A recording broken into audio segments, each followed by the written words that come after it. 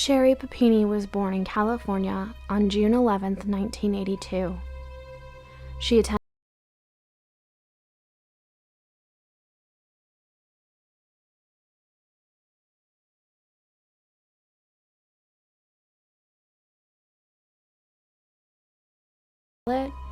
Sherri seemed to have everything that she wanted. That was until November 2nd, 2016, when she went jogging in the woods while the kids were at daycare, and she went missing.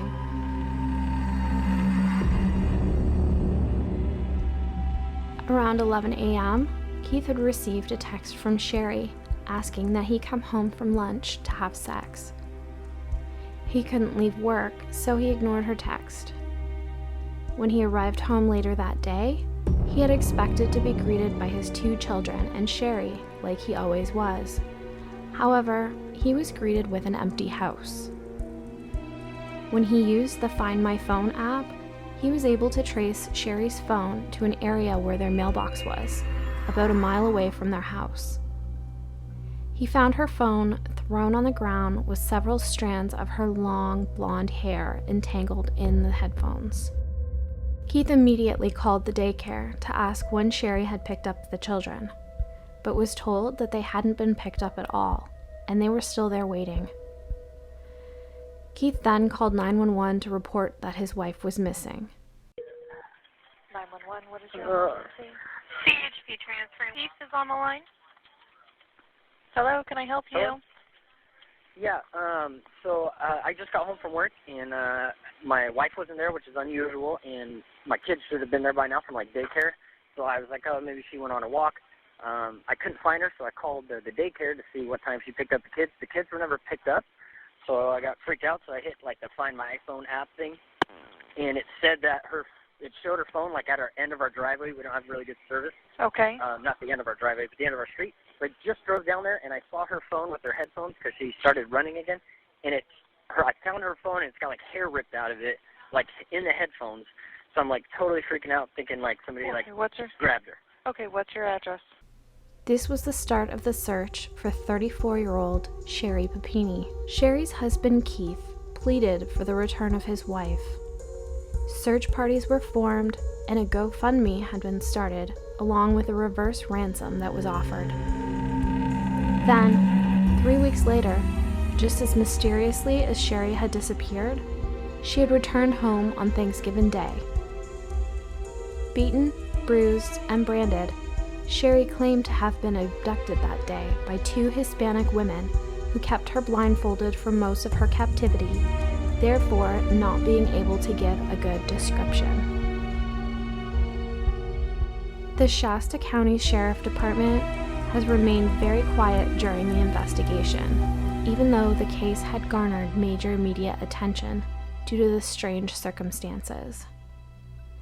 Even some national law enforcement experts reported to doubting the unlikely details surrounding her disappearance and return. The investigation continued while Sherri stayed hidden from the media, becoming reclusive in their home. About a year after her return, police discovered male DNA located on Sherri's clothing that she was wearing when she disappeared. They entered that male DNA into the CODIS DNA database, but they weren't able to find any matches.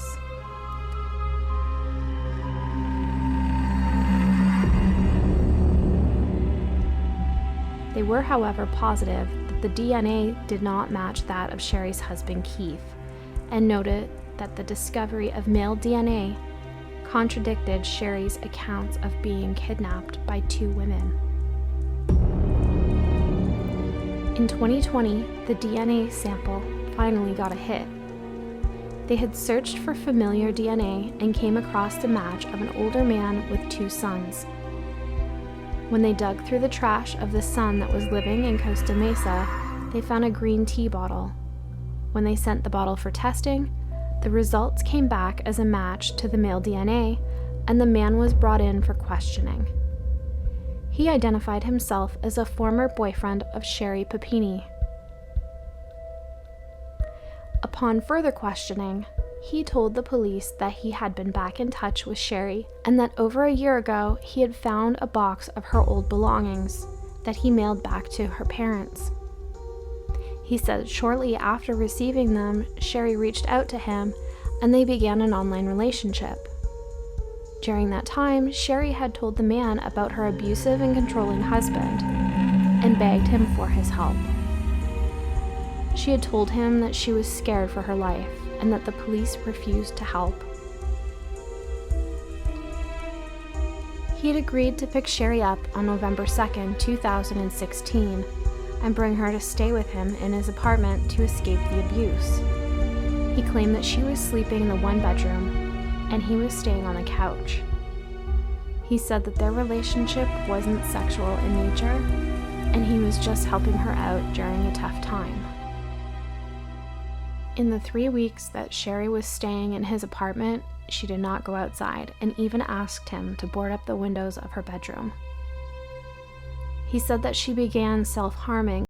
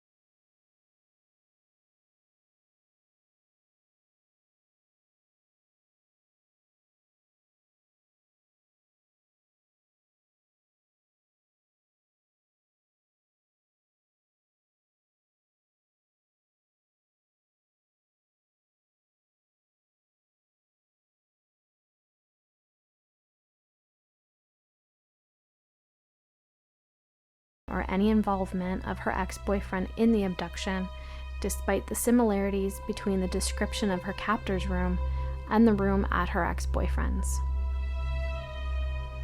On March 3rd, 2022, Sherri was followed by the police to her children's music lessons and asked to step outside, leaving the children inside the building. Once she was told that she was being arrested, she screamed no, which made her children run outside to see what was going on.